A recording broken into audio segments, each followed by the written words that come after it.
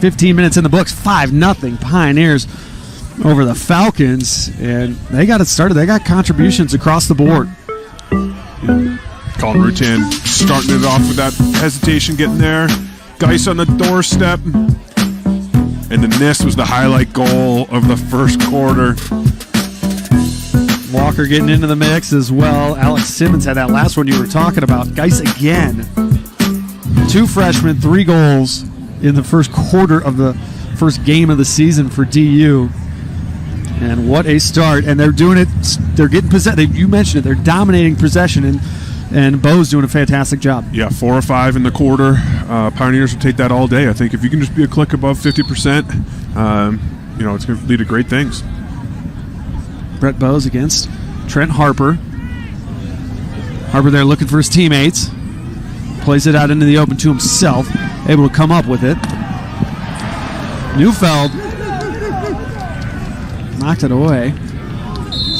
Matt Neufeld, we barely have mentioned him. What an addition to his team. We talked a lot about the freshman, but he's a grad transfer. Yeah, huge. In a team that already has a ton of senior leadership, you bring in a 5th-year senior who's won a national championship at Maryland, who's a returning All-American. You just make your defense even better. And you can see he's already had 2 caused turnovers here in the first quarter. He's going to bring a lot to the Pioneers.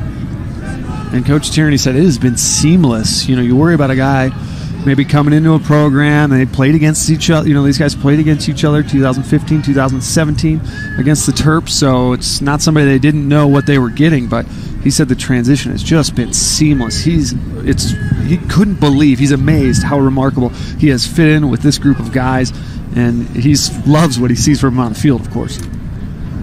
Yeah, when the talent always wins out, right? And but it says a lot about him as an individual that he's able to come make that transition smoothly and fit right in with the squad. Pioneers, 8th-ranked team in the country, and they're showing why so far. And Rutan, I believe, got a touch of the crease there with a foot. Yeah, it looks like he got a toe in there. Host will have it. Lombardi across to Jones. Shot all the way down. Trying to put it on Cage as Reddy was out of there.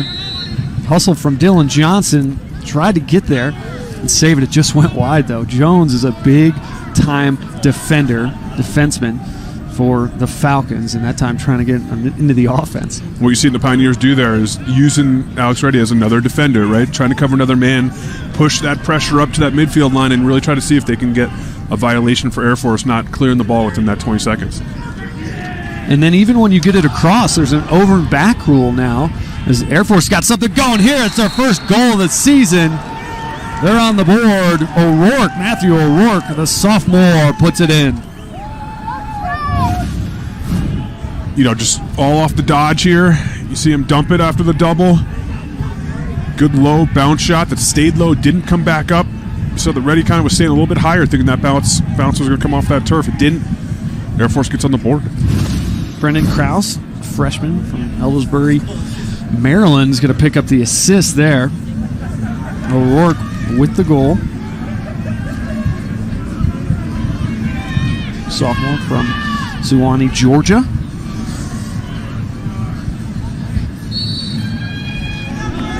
Bose, the quick win here. He's going to take the shot, and that went wide. Shades of Trevor Baptiste there. Absolutely. You love to see that from a faceoff guy that can win it forward and put that pressure on that defense, because now they're going to have to slide to him moving forward.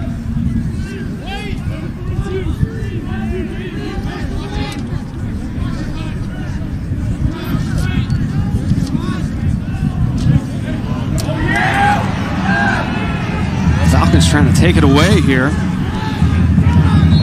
Roland Wheeler, the 4th there. Strong play for Air Force. And now we've got a timeout.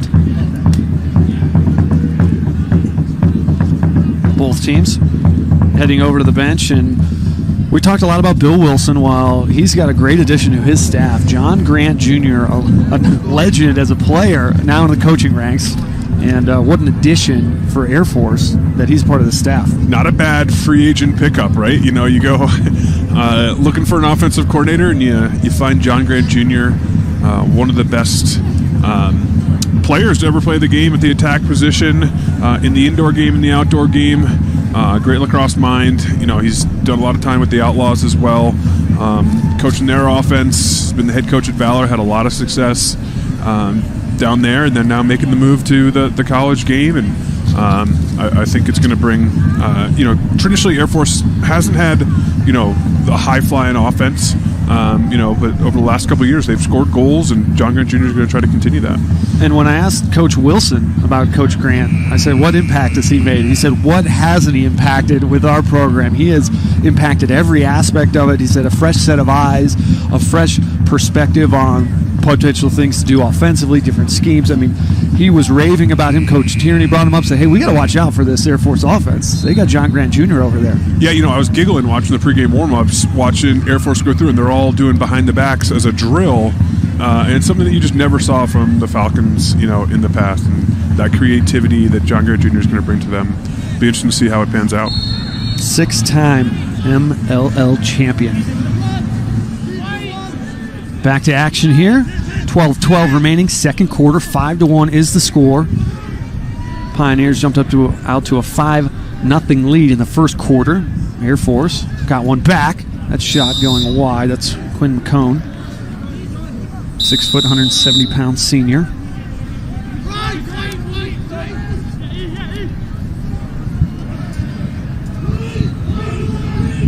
Wind picking up here on a cold day at Peter Burton Lacrosse Stadium, Saturday afternoon. Thanks for joining us on Altitude. Devin Farrell, Brad Thompson here with you as that one went by Geis. He's able to scoop it back up.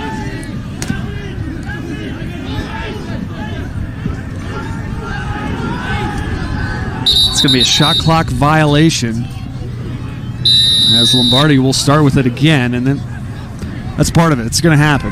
Yeah, absolutely. You put the ball on the turf under 10 seconds to go. It's going to be a tough one to get an opportunity from. But that was, it took us a quarter and a half to see our first one. Here, they kind of slow to go. He looks off the slide, so now the slide doesn't come. He's got a chance to get his hands free. Good job by Kraus, picking up an assist and a goal in the last two possessions.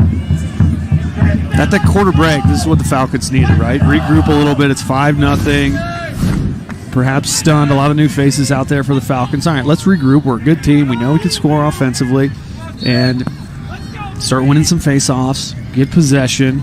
Harper plays it out. Logan lost his stick. That's going to be Air Force ball. Once you drop your stick, you can't continue playing. The ref put his arm in the air immediately. Momentum is definitely on the Falcon side right now.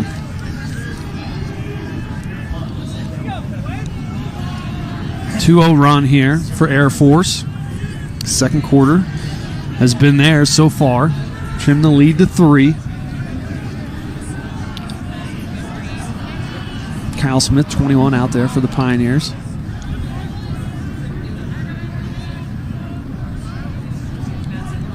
Quincy Peen plays it to Jack Flynn, now plays it behind. Trey Lervik to Schwartz. Again, Schwartz is a leading scorer that returns as Logan able to cause the turnover. Flag coming out. And that's going to be on Cole Grinberg there. So he was holding on to the stick there, Dylan Johnson. Yeah, I think Dylan then took a good whack, which brought the flag out there. So the Pioneers struggled on man down last year as a unit. One of the they were scored on more so than most in the NCAA. They're actually in the bottom third. So let's see what they do with this unit this year if they change it up a little bit. Dylan Johnson, I beg your pardon, is the guilty party here, as my partner just said. He got his money's worth. You mentioned it. Always does. Johnson, the senior from Inglewood, Colorado. It's a 1-minute man-up situation here for the Falcons. They've already put 2 in here in the second quarter, so they've got the momentum and a golden opportunity here.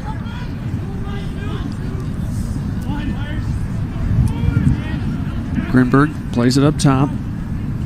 O'Rourke put the first one in. He's going to take a shot here off the post. That one's going to go all the way across. Walker was fighting for it with Brandon Jones. Pioneers will have it. Definitely a stroke of luck for the Pioneers. That rings off the post. Ethan Walker does a great job at midfield, holding his defender's stick, right? Propping it down so the ball goes through. Second defender comes through to try to pick it up. Great job riding by the Pioneers. Now they kill this penalty off on this side.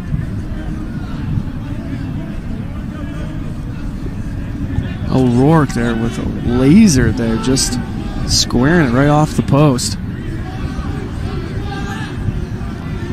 Penalties over here, Pioneers. Sullivan has it now to Jackson.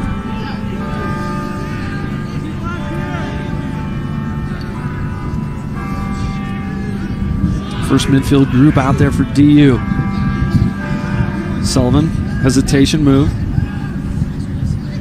Now works behind.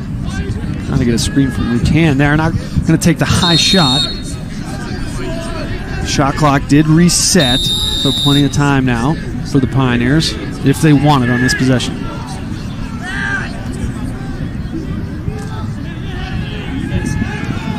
Delayed penalty here as a flag comes in.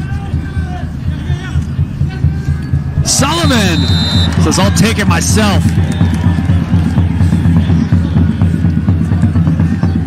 Ted Sullivan, the sophomore, buries that one. Gotta love how he hides his hands here. He hides his stick here, right?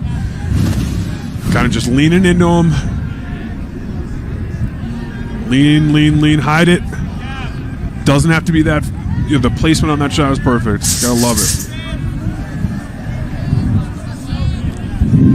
Sneaking it over the shoulder there of Host. Ends the 2-0 run for the Falcons. 6-2 now. Ted Sullivan, 8 goals a season ago. 2 points in this one, his first of the season.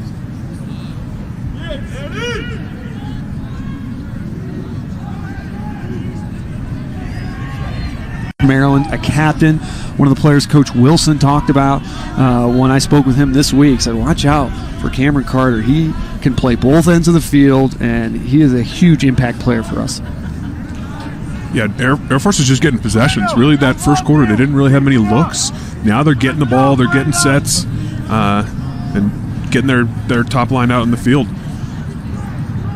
August Johnson is out there, a freshman from Colorado Springs, Cheyenne Mountain High School, number 1 in his collegiate debut for the Falcons.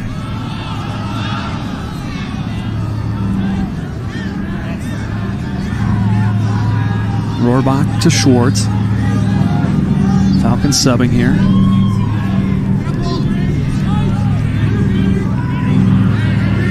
Johnson spinning.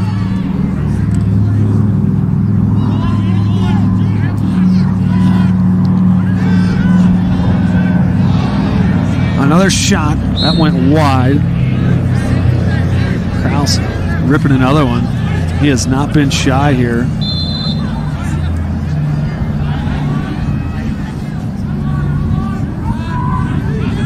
So it looks like they reset the shot clock on that one. I don't think they should have.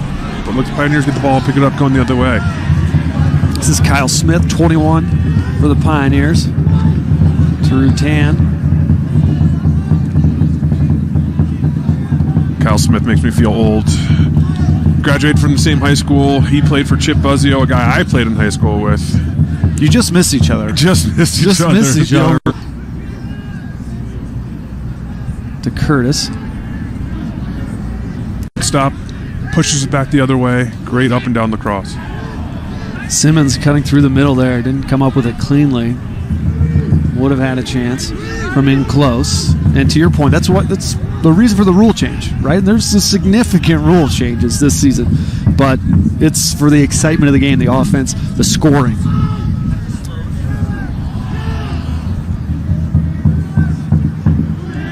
I know Coach Tierney was worried about perhaps some ill-advised shots, right? You're worried about that shot clock running down. Are you creating more chances in transition? But maybe not the quality of the shots that he wants as a coach. Yeah, right. But I think it's going to lead to hopefully some higher scoring games and some more exciting lacrosse. So far, so good here. Small sample size. As Walker goes low there, it's loose in front. It's going to be Pioneer ball.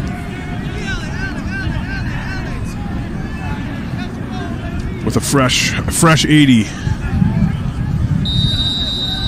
It is unique and different looking down on the field and seeing 78 seconds on the shot clock. Yeah, you and I are both up here in the booth, just keep poking our head out there, making sure we've got a good eye on the shot clock. You can see it at home there on the top of the screen.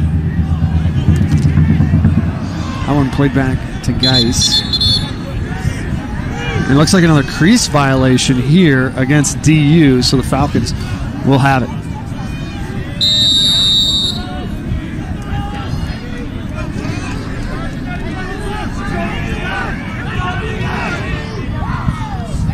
Lombardi up ahead.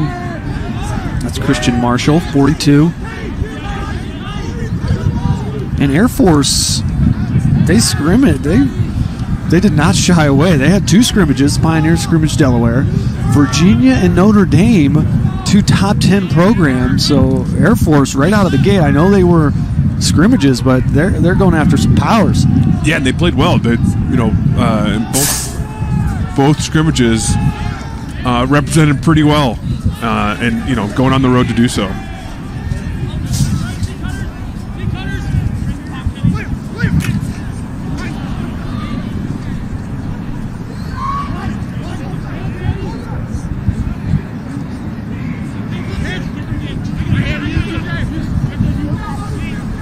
Still 20 on the shot clock here.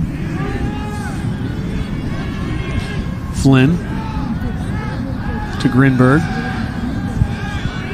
He's going to take the shot from the outside. Saved by Reddy. That's a perfect defensive possession for the Pioneers. That shot clock never allowed the Falcons to get into anything. They never really got into a set. All of a sudden, they started to see that shot clock down into the teens and took an outside shot. Reddy had easy eyes on it. They'll take that all day long. Well, if you think about basketball a little bit, sometimes a point guard has the ball. There's 4 seconds left, and you're like, you should be going right now. But they're used to that growing up, especially in college, knowing, okay, I got 3 seconds. I got enough time to make a good move. I can even make a pass. Somebody else has time to get a shot off, and that'll come with lacrosse, right? Like, there's only 5 seconds left, but I don't have to fire at this instant. Right. There's going to be some growing pains and time to figure that out and mature kind of into the new rules. And just have that mental clock in your head, right? I can make a move, I can dodge, and still get a shot off. I don't need to just fire it here from the outside. Wind picking up here at Peter Barton Lacrosse Stadium, temperature dropping.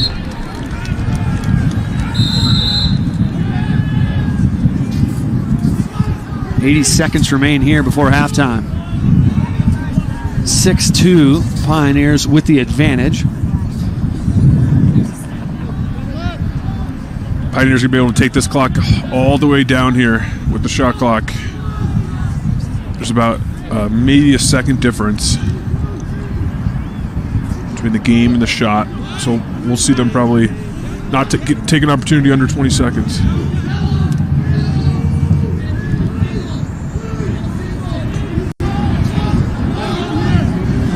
And Coach Tierney said this week, I could sense that my guys are rushed a little bit when that clock gets under 10, under 8.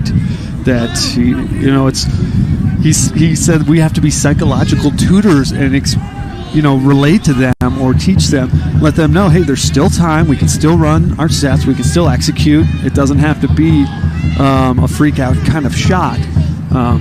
But that's just going to take time. Right, absolutely. And he didn't anticipate that. He didn't anticipate his team feeling that rushed when there was still even 10 seconds left. You just saw Air Force just had it happen. And, I think it's going to – you're going to see younger players might have a little bit more impact of it versus the older players. But a couple players go down here. 4.4 left on the clock.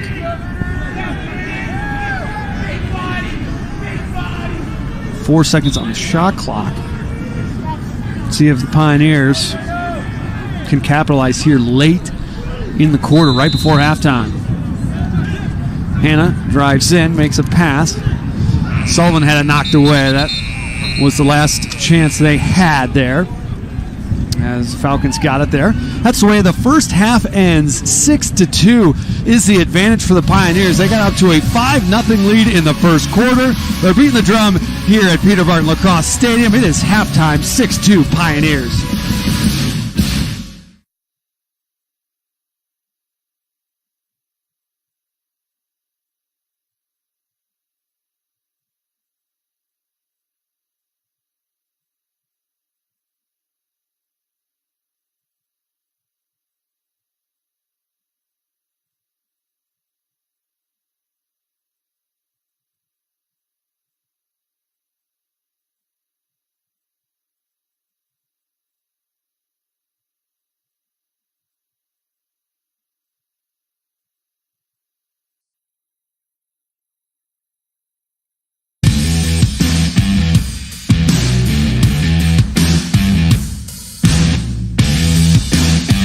It's been a good preseason. We've got a crazy mix of great senior class and big and great freshman class with a few good guys in between. So it's an exciting time, obviously, at the beginning of the year.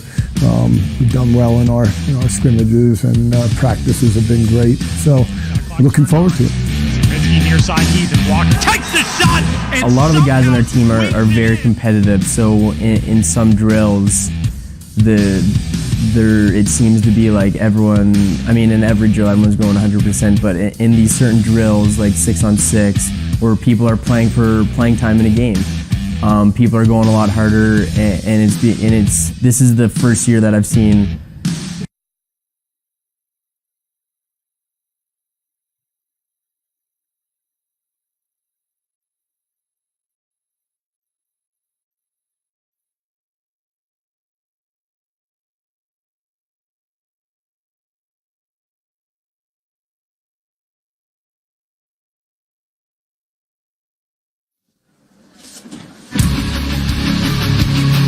Halftime here at Peter Barton Lacrosse Stadium. The 2019 men's lacrosse season is underway after 30 minutes of action. 6-2, the Pioneers over the Falcons. Denver men's lacrosse is looking forward to their 2019 campaign with a few rule changes coming to the game this season. They believe it will be an exciting one. Here's more.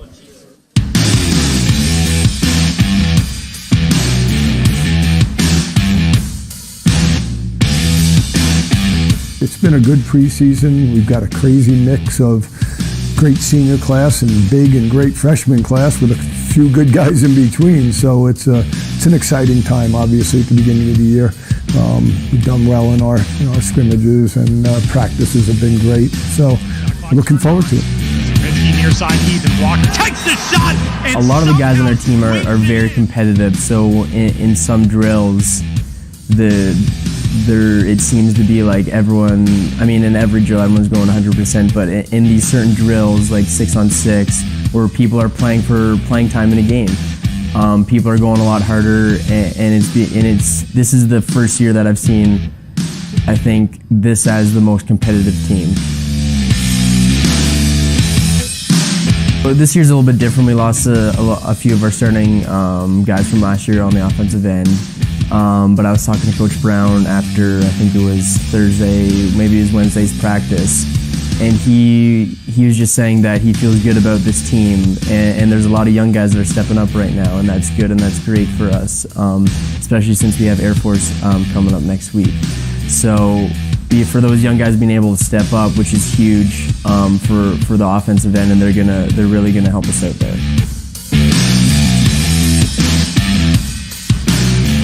There have been rule changes every 2 years for the 100 years I've been around, and so it happens, you deal with it, and you go on. This is the first one in a while that's been really significant, and all three of them go together. But certainly the shot clock is the thing that everybody's talking about, and you've done something right when both the referees and the coaches are happy about a rule change. And I think for them, it's just been a relief. They look at the clock. When it hits 0, you're done with your possession. different, I think, for a lot of guys. But for some of the Canadian guys, we play with a shot clock every summer, so we're kind of used to that. And in the back of our minds, we kind of know the countdown and where the clock is at, even if we're not looking right at the clock, right? But for a lot of these American guys, they've never experienced anything like this, so it's kind of a big step forward for them. I think with the kind of team that we have and the kind of goals that we have, I think we're going to have a good season. And like I said, a lot of people are doubting us, and that's just adding more fire to the flame. You know what I mean? We're going to go out there and we're just going to play our game.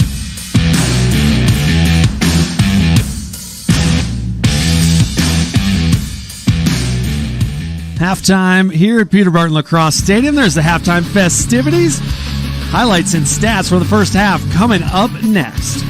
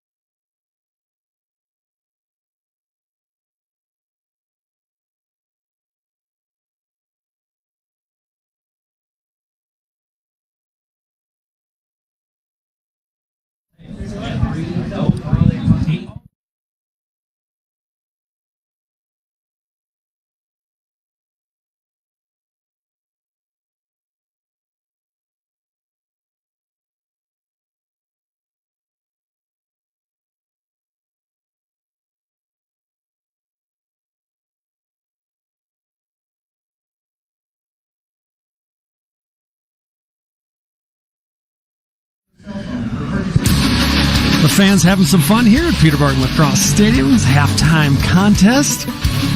People getting dizzy there, but the Pioneers off to a great start. It was 5-0 after the first quarter as we welcome you inside the booth here. Devin Farrell, Brad Thompson here with you. 5-0 for the Pioneers, and Air Force able to come back, but exciting nonetheless for both teams. Yeah, a lot of different scores on the score sheet for the Pioneers. Only one member of the Pioneers had multiple goals.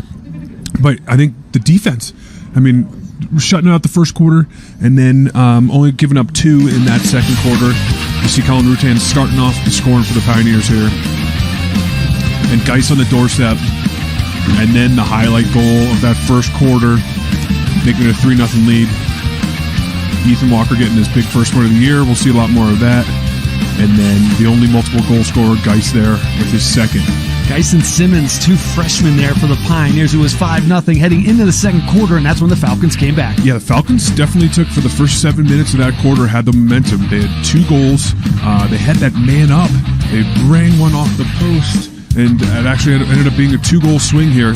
Pioneers got possession, you see, and then Teddy Sullivan finishing it there, hiding his hands, doing a great job of finishing there. That was the lone goal for the Pioneers in the second quarter. And we take a look at the stats. No Trevor Baptiste out there, but Brett Bowe's doing a great job for DU. 70% for the first half for the Pioneers. Everyone was worried, what are you going to do with the face-off X? Are you going to be able to survive? And clearly in this first game, Pioneers are not having the problem. Early on here, just 30 minutes into this one here. But Devin, what were your initial impressions for the Pioneers? You like what you've seen from these young guys? Yeah, absolutely. And I thought, especially the second line midfield, I think that you worry about depth sometimes in a new year. And I think there were some new faces there that really showed they're going to be able to step up. Yeah, Austin French out with an injury for the Pioneers. You've got Geis in there in his place. He's got 2 goals in the first half. Simmons, you said, saw that highlight goal there from him. So Brett Boos is doing a fantastic job. So a lot of freshmen stepping up for the Pioneers. Yeah, and that's what you need. So, to backfill those freshmen to step up and in their first game making huge impacts. It's going to be an interesting year to see if they can continue to do that. The success will bring the Pioneers. And very well defensively for the Pioneers. Ready in goal.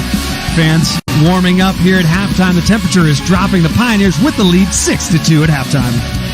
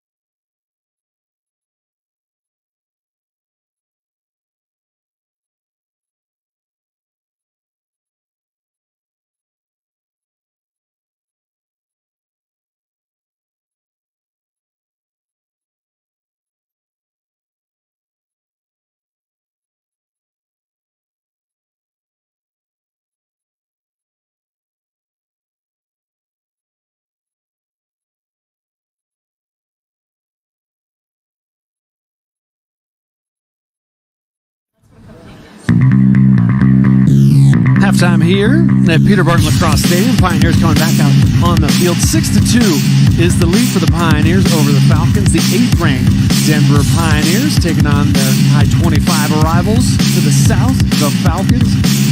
And today's DU Lacrosse Alumni Report is brought to you by your friends at Breckenridge Brewery. This afternoon marks the first game without 4-time first-team All-American face-off specialist Trevor Baptiste, just the 6th player in the history of the NCAA to earn that honor. Baptiste won gold with Team USA this summer at the FIL World Lacrosse Championships in Israel and is currently playing for the NLL Philadelphia Wings after his first MLL season with the Boston Cannons last summer. Baptiste is currently leading the NLL with 137 face-off wins out of 203 attempts. Breckenridge Brewery, proud supporter and sponsor of Denver Athletics. And so far, so good without Trevor Baptiste. Absolutely. What a career Trevor had. Here at DU, what an impact. It's crazy. 4 years seemed like 10 years in the success he had. And asking, as you look at the upcoming schedule here for the Pioneers, Next up, the Blue Devils, and they went down already. They've played 2 games already, which is hard to believe. The Blue Devils and High Point getting the better of them this week. But then Utah, new team, new program, so it'll be great for them to come here and play in the Mile High City.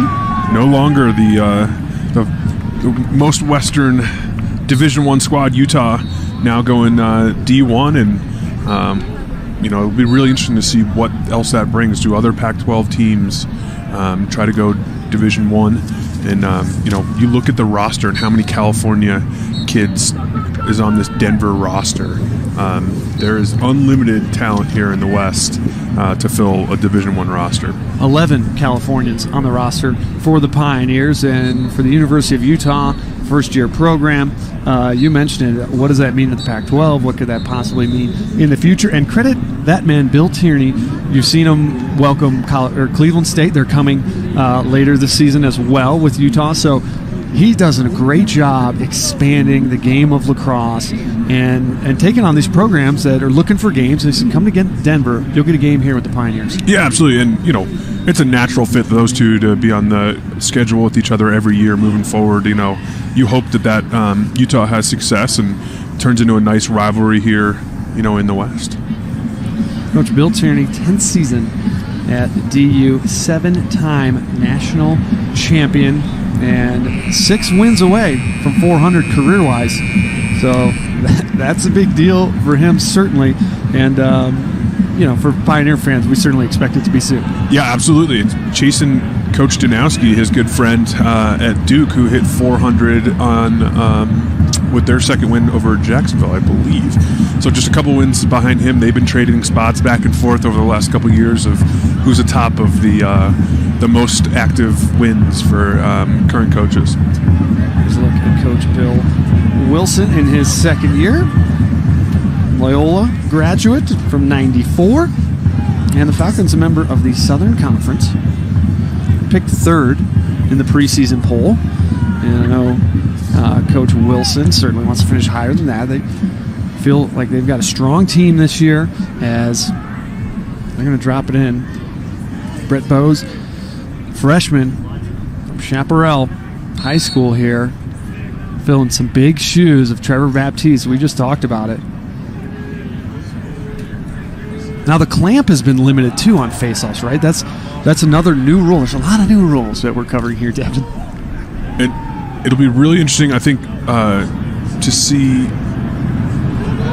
how the 50-50 balls come from that, right? And so you just saw one there where Logan was able to pick up a ball there, get it over to the defense, and now they push it forward, clear that ball over the midfield line. But to see how all these rules impact, we've talked about it a couple times, it's definitely impacting the back and forth. You're seeing a lot more freedom in between the lines and more fast break opportunities. But to see as these rules get tighter and they start to figure them out at the X, are we going to see a little bit more, there instead of just a fight with 2 guys power clamping each other and, working it like we just saw there for about 20 seconds. And everybody's figuring this out on the fly, right? Every team and their offense and how their specific offense factors into, you're talking about face-off, but the shot clock, the over and back rule that we haven't spoke of a whole lot just yet. Is this low shot snuck in there? How about that? Jack Hanna.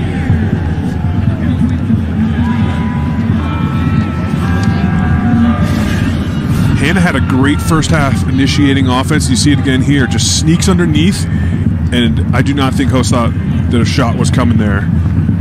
Dips that stick low, just sneaks it back up high. Great look. Hanna, 6'1", 205 pounds. He's from Milford, Ohio. And Nico Blankenship, the SID for the Pioneers. You see him all over Twitter and anything you've ever read on DenverPioneers.com about lacrosse. They went to the same high school, Milford High School, the Eagles. So a connection there. That's outside of Cincinnati. Jack Hanna makes it 7-2 Pioneers.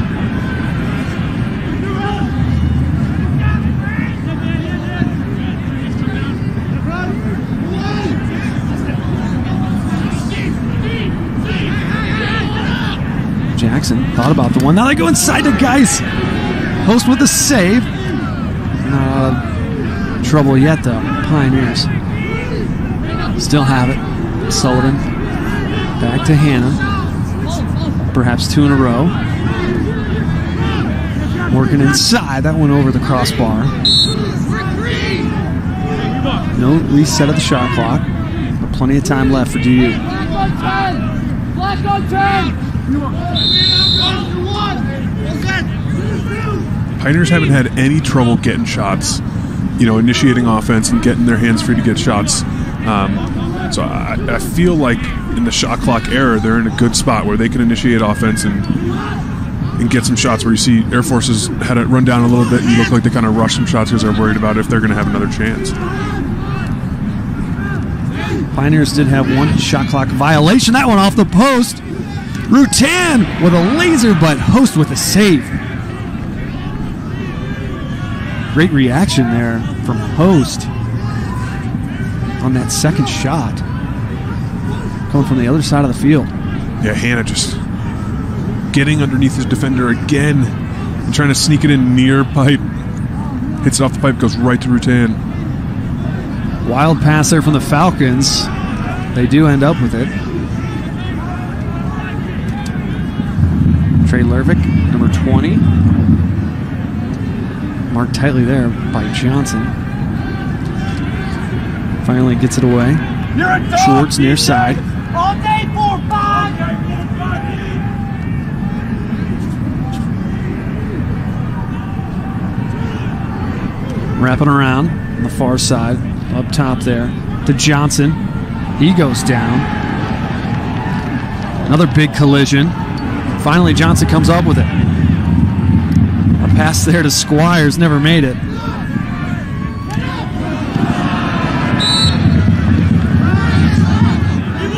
Pioneers look for the quick restart.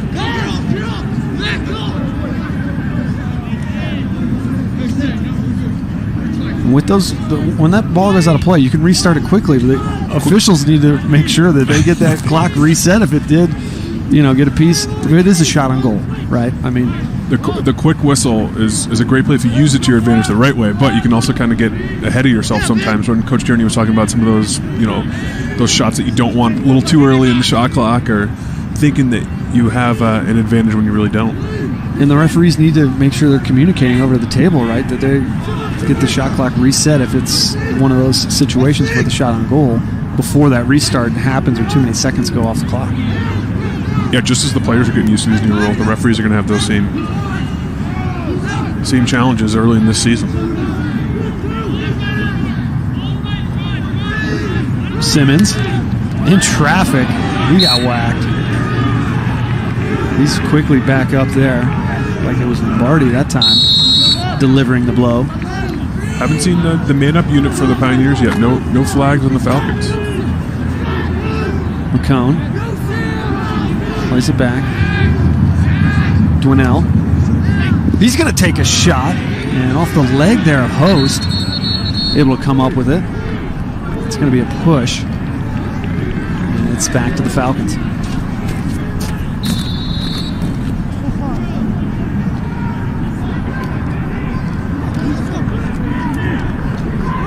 Lombardi scoops it up, still plenty of time.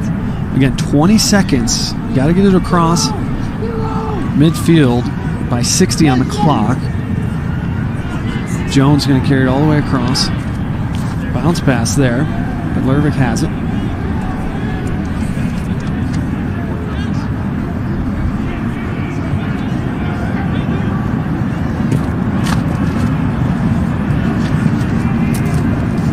Rohrbach, 15 out there, along with Jack Flynn, number 3. Here's Carter. Schwartz feet in front. Never made it there. Grinberg able to scoop it back up. Still plenty of time left on the shot clock here for the Air Force Falcons.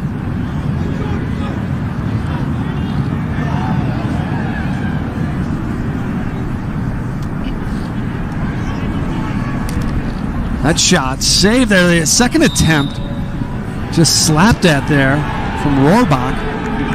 It will be DU ball here. Great effort by Reddy there. Chasing that shot, making the dive, getting the ball back for his team. Alec Barnes, the junior from Highlands Ranch. And we'll take it all the way across there for DU.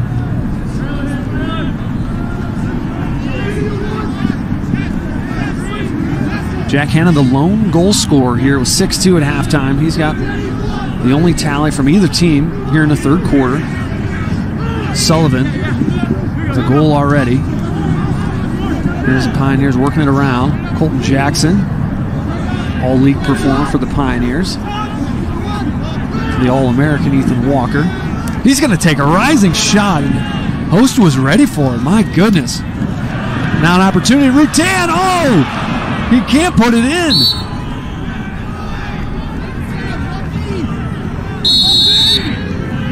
Rutan had a chance there with Host. Out of the goal. He went low. It either caught the post or the side of the net there. Jackson says, I'll handle it. 8-2 Pioneers.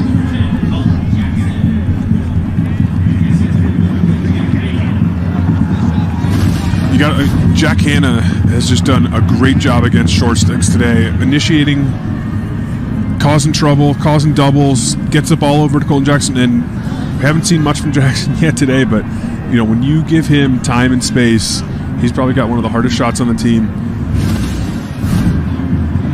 Colton Jackson, senior captain, 6'1", 200 pounds from Highlands Ranch, Colorado. First goal of the season last year, 22 goals. He was honorable mention All-American for the Pioneers a season ago. And he buries his first one of the year. 6-goal advantage for the home team here. Kyle Smith comes up with that ground ball.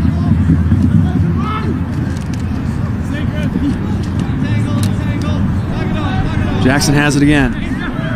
Here's Geis with a laser. Another goal, a hat trick now for Ellis Geis. Welcome to the college ranks. The first two goals you've seen from him were inside, and this third one he shows what he's got from the outside. Great placement on that shot. Host didn't have much of a chance. And he had some room to step into it and rip it, and that's just what he did. Ellis Geis from Tustin, California. Hat trick in his first collegiate game.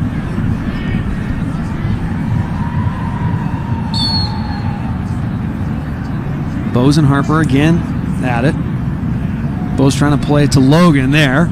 Logan had a shot at it. Now Jones able to come up with it. He lost it. And Neufeld finally, the Maryland transfer, able to pick up that ground ball.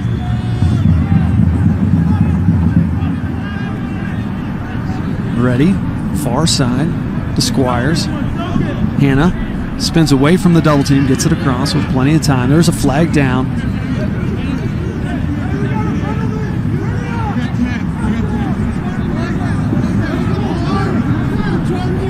Delayed penalty coming here against Air Force.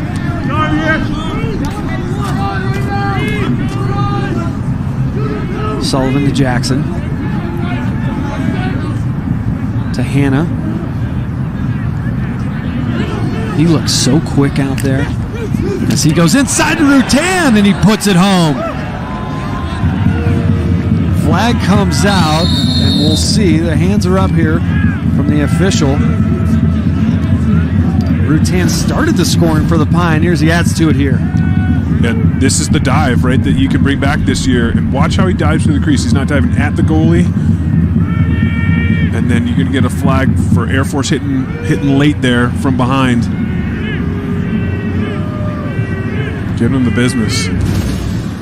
Big hit there. Rutan able to finish the goal first. Second of the game. Again, he had the first goal of the afternoon for the Pioneers. 10-2 right now. DU in front. 6-2 at halftime. 4 here in the third quarter. Still 6:25 remaining. And that was an example of the dive, right? But there was some contact there. You can't be going toward the goal mouth. You have to be going in any direction other than the goal mouth. So, but then you get you get some contact, so it gets tricky. Yeah, and I think Colin had a lot of restraint. You saw what he controlled his body. He wasn't going to dive all the way in, and it wasn't until that hit came from the backside that he really ended up in the crease. But yeah, it's going to get real fuzzy when we start seeing some good dives. You got to avoid the goalie. You can't make contact with the goalie. Goalies can react and step out and essentially draw a penalty there, perhaps. And you can't dive into the goal mouth, kind of a fake triangle in front of the cage. Another big hit there. Another flag.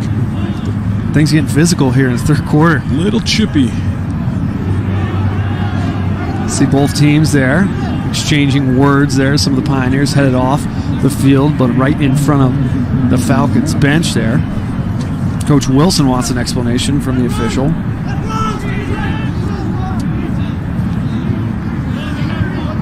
Rutan's going to start with it.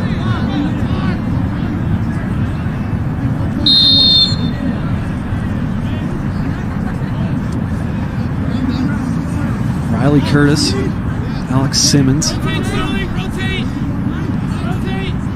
Jackson, Sullivan, Walker, and Rutan out there.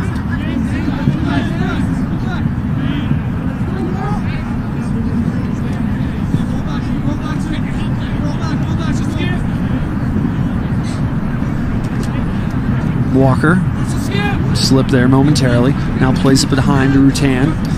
Post came out for a second. Walker tried to go short side along the near post, put it in the side of the net.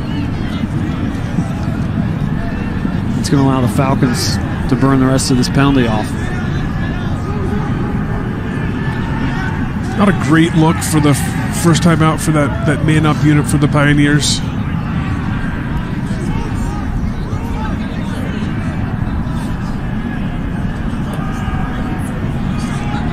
Penalties over here. Back to full strength here for Air Force.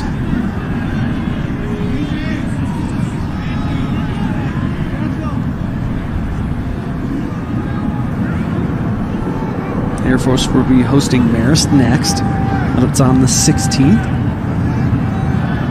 Pioneers head to Durham to take on the Duke Blue Devils. Shot from the outside. Krause with a goal already, firing that one wide far side, but Falcons still have it. He's got it again.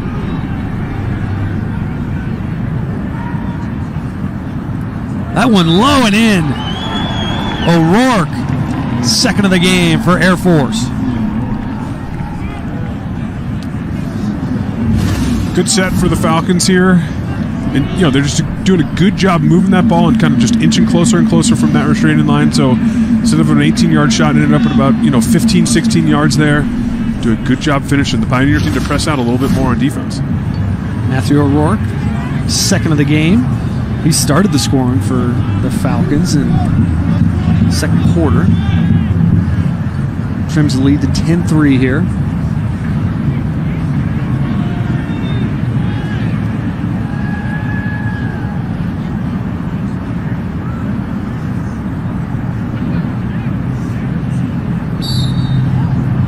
Face off here. Bo's able to come up with it. That time it was going against Sterling Seshker, not Harper, who's our normal face-off guy. Harper, preseason, all Southern Conference face-off guy for the Falcons.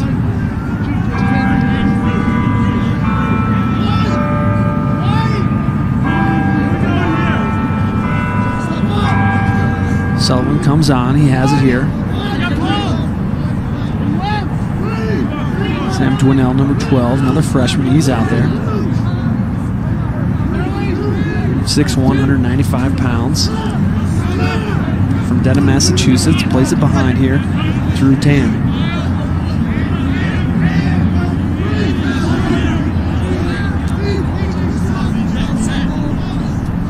Hannah to Walker. Now far side. Sullivan thought about it. Cross in front there to Rutan. Went off his stick, but Dwinell able to come up with it, spinning, looking for an opening. Guys trying to work inside, save there. From point blank range, Braden Host with a big stop. Yeah, big time move by Ice. Slipping underneath, thought he was going to finish that. I don't know if it hit the pipe or a host foot, something, but it popped right out of there. Long clear all the way down. Almost a transition opportunity as Pioneers were retreating defensively. Lervik plays it up to Rohrbach.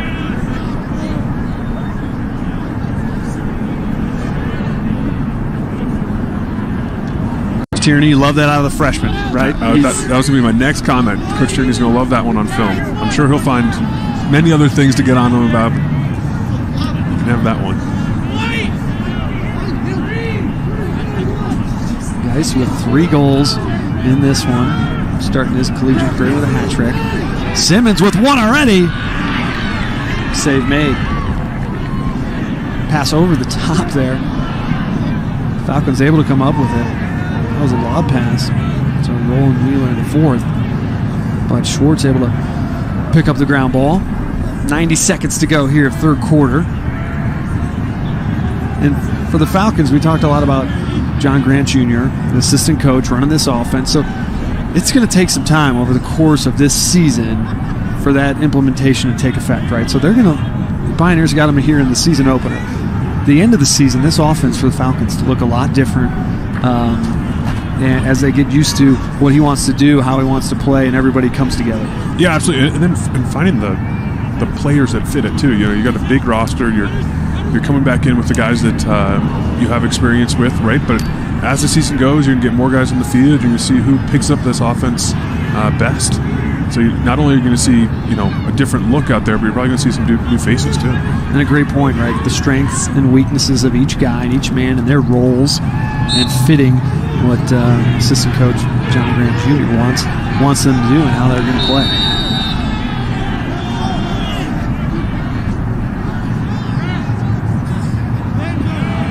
Shot clock's at 7 here. Jones from the outside. The defenseman puts it in. Really interesting play. So what you're seeing happen, Air Force had clearly, worked on this one. You saw John Grant Jr. calling it from the sideline. They dropped a midfielder, knowing that they were under 10 seconds on the shot clock, brought a defenseman over, twofold. 1, because he's got a lethal shot, but 2, hey, the ball turns over. You have one of your best defensemen there to pressure the ball and try to see if you can get it back. So, again, that we talk about the new rules and new strategy. That's something that you haven't seen very often, and, Air Force being creative leads to a goal. Brandon Jones, 6 foot, 195 pounds, from Upper Arlington, Ohio. Captain. And Coach Wilson could not say enough good things about Jones. As they missed him last year. He wasn't out there, and he is an All-American caliber defenseman, and that's what he expects out of him. And now the offensive end, due to some different strategy or techniques there, able to come up with a goal, and maybe we'll see more of that. Chance here for the Pioneers, perhaps.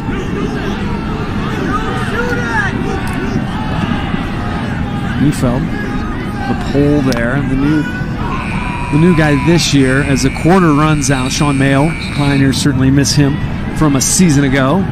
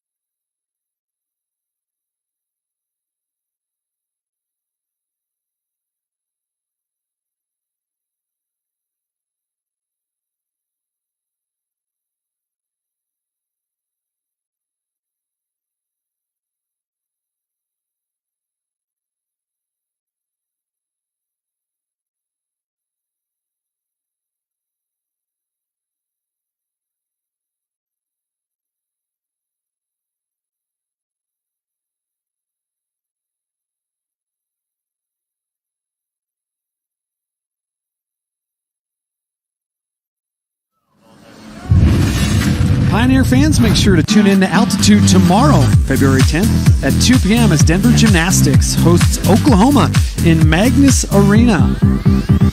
That is the number 1 team in the country, the Oklahoma Sooners, the number 7 team in the country, the Denver Pioneers. That one's going to be an exciting one. I will be a part of that one, Devin. I'm thrilled to be there. Number 1 versus number 7, the Pioneers with a chance to upset the number 1 ranked team in the country, the Sooners. Please tune in for that one, 2 p.m. on Sunday. Those meets are pretty fun. So much energy. And they're hoping for more than 5,000 people in Magnus Arena. That last year they had 4,600 people against Air Force. The Falcons were in town, and they're looking to go bigger this year, and it's a great atmosphere and a great performance as the 7th-ranked Denver Pioneers are off to a great start this year. Speaking of great starts here, 10-4 Pioneers men's lacrosse team over the Air Force Falcons. Fourth quarter, 6-2 at halftime, was 5-0 after the first quarter. Scoring slowed down here a little bit after quarter number 1 for the Pioneers, but Ellis Geis with a hat trick in his first game as a Pioneer, and still a quarter to go here. Jack Hanna playing well, letting that one go.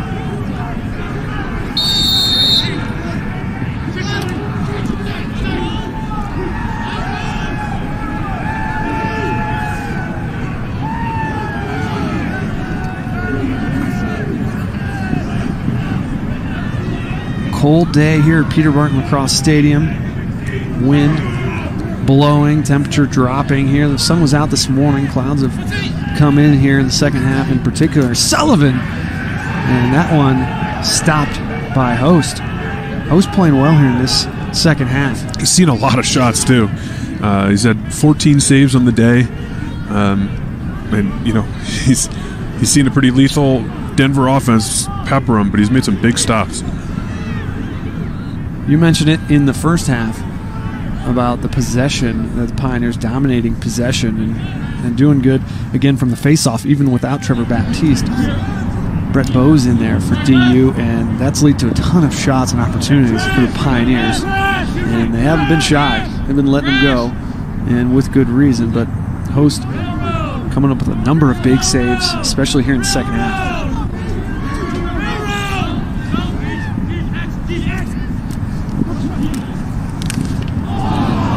That one over the top. O'Rourke's going to restart with it. Schwartz coming in, leading returning scorer, 16 goals a season ago, 24 points on the year last year for the Falcons.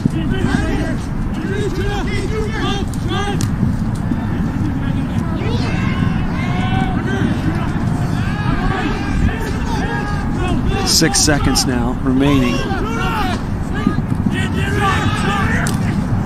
That pass in front, and there's going to be our first violation on the Falcons. Pioneers had 1 shot clock violation in the first half. The Falcons, that's their first of the game.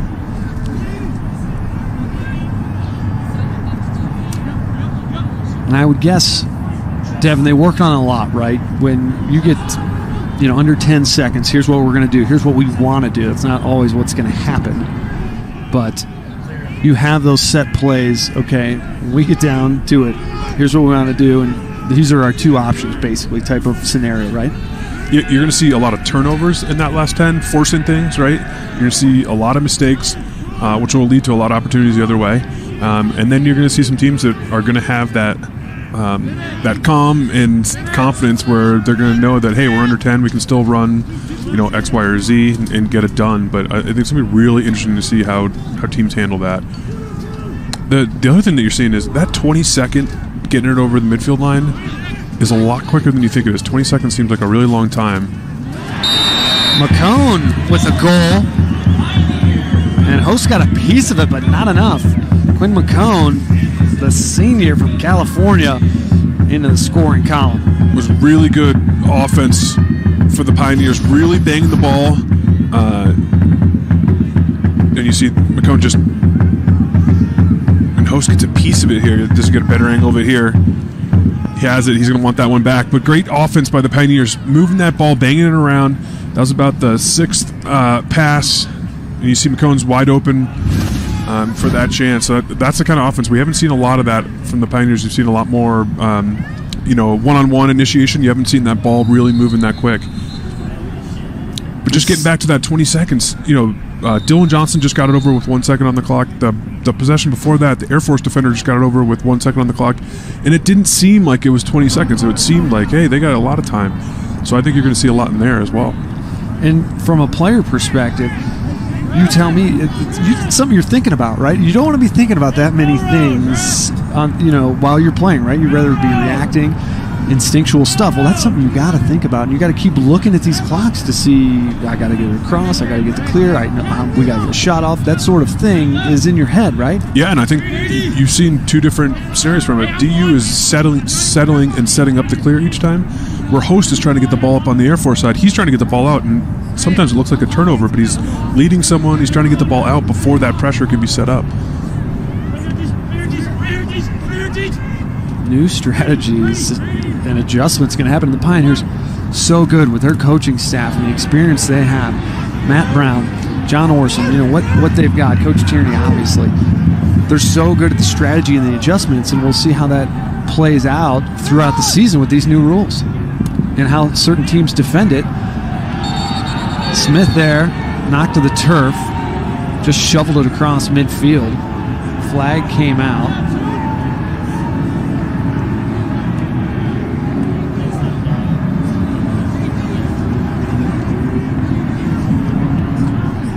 Mass substitutions happening. Yeah, you get that when you get the man up and the man down units coming on after that flag. Let's see, the last time out, this man up unit just didn't look like they had a good chemistry yet. Let's see what they do on this look here. See if they can find a good opportunity. Trey Lervick is going to get that penalty. Here's another look at the new rules that are coming in this year. We talked a lot about this, but there's others too besides the shot clock. Yeah, so it's the 80-second shot clock, and really it kind of comes down to 60 because you're getting usually almost 20 of that is getting eaten up by clearing the ball.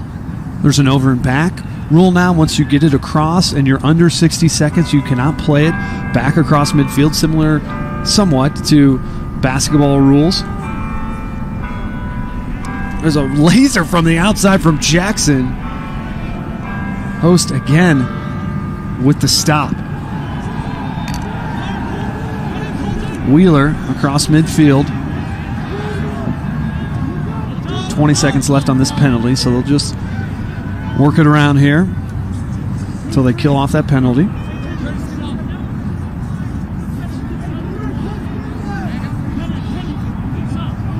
Substitution is a big factor as well for the players. The substitution box has been cut in half over there on the far side of the field, so that's not something as you're watching on TV that you're really paying attention to, but it definitely has an impact if you're on the field and you're playing.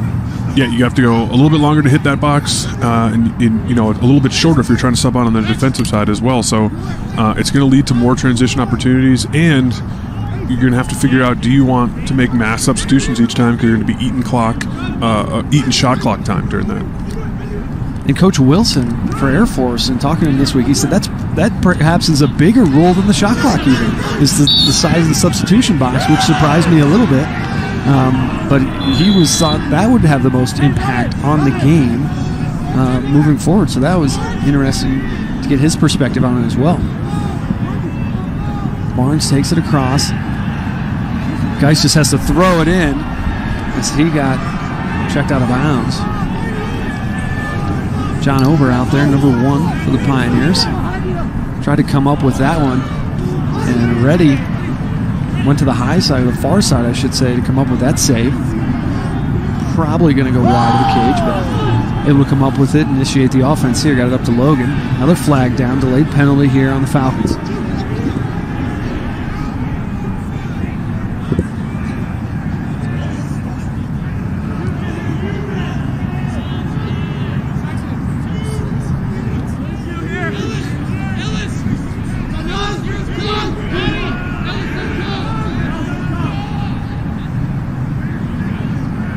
Sullivan to Curtis, back to Sullivan, up top.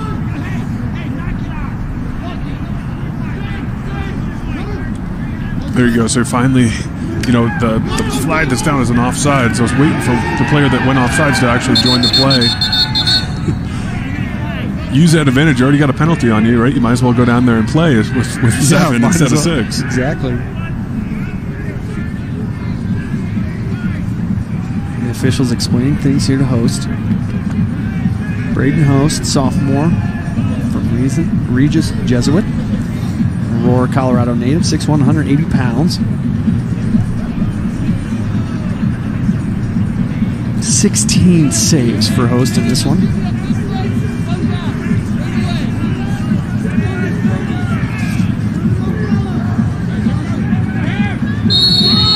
The Denver Lacrosse Face-Off Classic is back this season. Enjoy a double-dose weekend of lacrosse action as the Pioneers host Utah on Saturday the 23rd and Cleveland State on Sunday the 24th. Reserve your seats today online at denverpioneers.com. It's sure to be a full house at Peter Barton Lacrosse Stadium.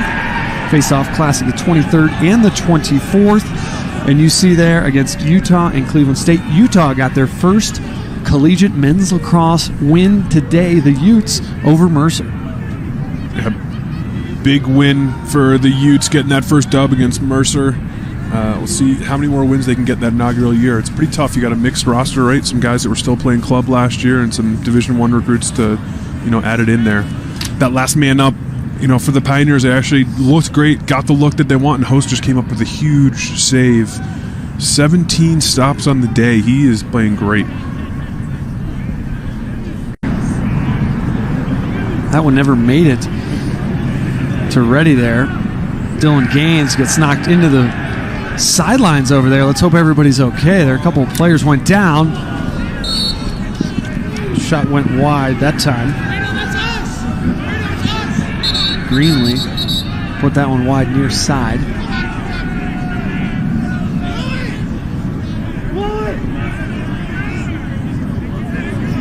Looks like Air Force will have it. Host.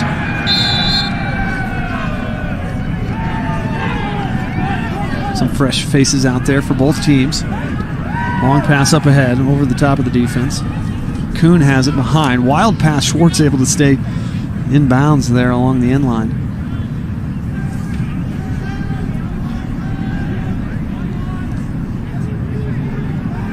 Alec Barnes is out there for the Pioneers. Brett Greenlee, senior from Newport Beach, California. 44 also out there. Ready with a save. It's loose. And he's able to scoop it up off the back of the net. 5:20 remaining here. 11-4. Pioneers in front. They've led throughout. Got out to a 5-0 lead after the first quarter. 6-2 at halftime.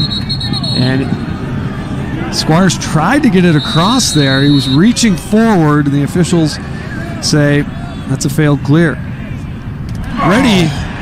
Are you kidding me? With that save going down low to get the stop. Now a pileup. It's getting physical in there. Some extracurricular here.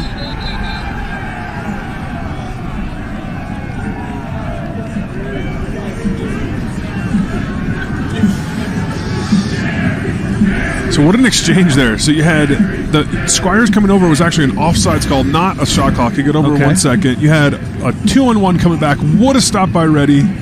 A late hit coming in. That's what the flag is. Then you have a scrum, and then everyone hitting each other. And one of the Air Force players actually hit his own player, which was hysterical. And then the big dog comes in trying to Jeremiah Hemme throw his zero there. muscle in there. Got a shot in on Gaines. He, of course, took exception to it. And then things ensued from there.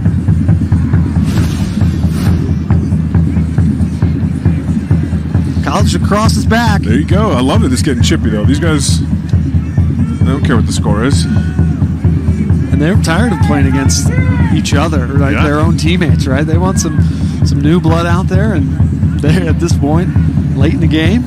Go hit someone else. Well, in this case, a little bit after the whistle there, but officials sorting things out.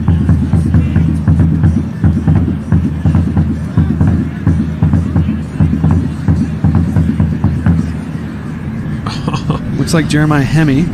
So what you get here is the Pioneers end up with the ball because you get that dead ball. So Air Force is about to have a man up.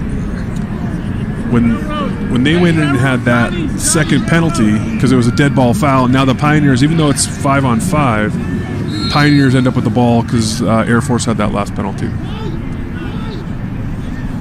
Dylan Johnson and Jeremiah Hemme are the two that are over there serving the penalties, the guilty parties.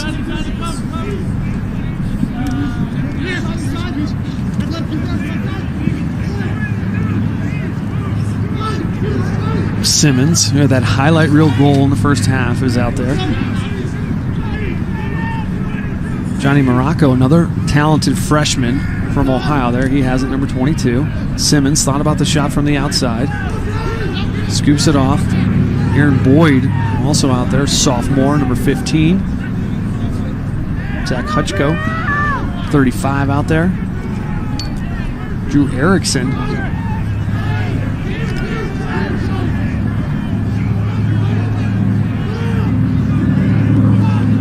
Shot went high there. Simmons firing over the crossbar. Pioneers will have it. Dowick, 22 there. Another freshman. He's from Ontario.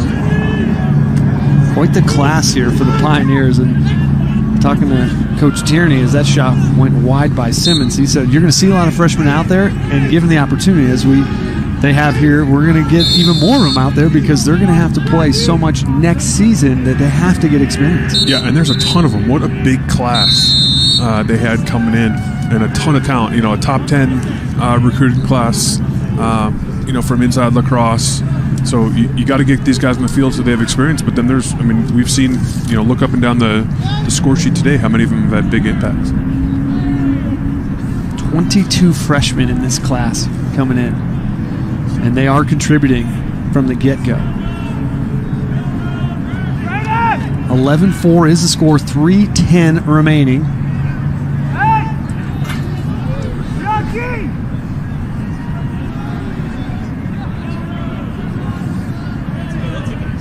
A number of programs around the country got started last weekend. A few played during the week, but the Pioneers and the Falcons kicking the season off here on this Saturday in February. Some contact up high there from Smith. Both teams going to play next week on the 16th. Schwartz able to drop it off there. Johnson. Now a shot from the outside. That went wide. O'Rourke, who started the scoring for the Falcons, went to the far side, and Schwartz is going to restart with it here. Not much time left. They're going to play all the way to midfield, which is dangerous with the shot clock running out. Could have just held it there in the corner. But at this point of the game, you might as well try and make a play. Try and make something happen.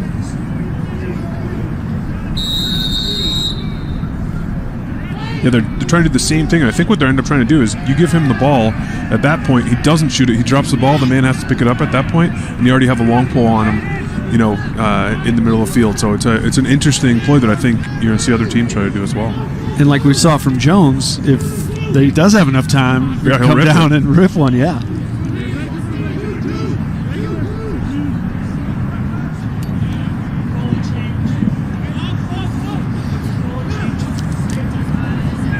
Goalie change for the Pioneers. Josh Matt, familiar name, the junior from Issaquah, Washington, is out there in between the pipes here for the Pioneers. Alex Reddy's day is done. 9 saves on the afternoon.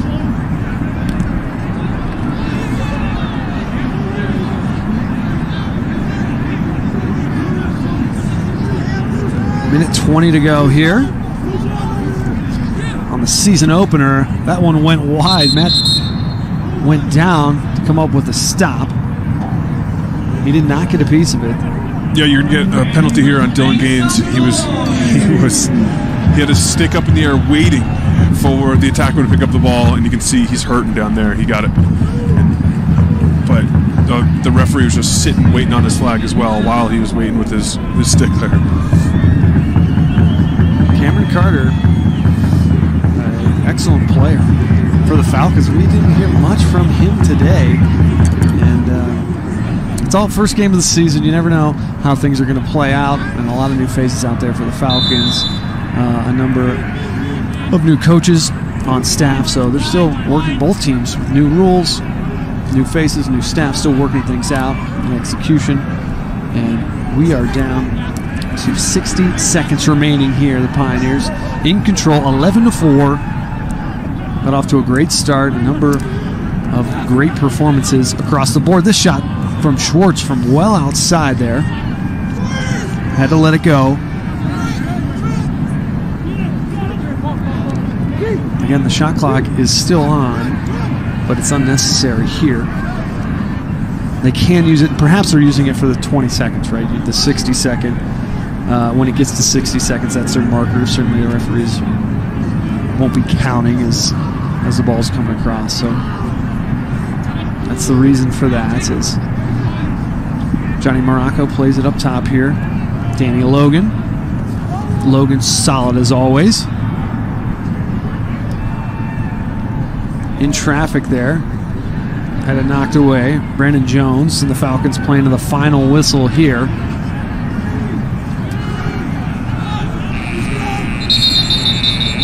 There's the horn. This one's over. The Pioneers win it 11-2.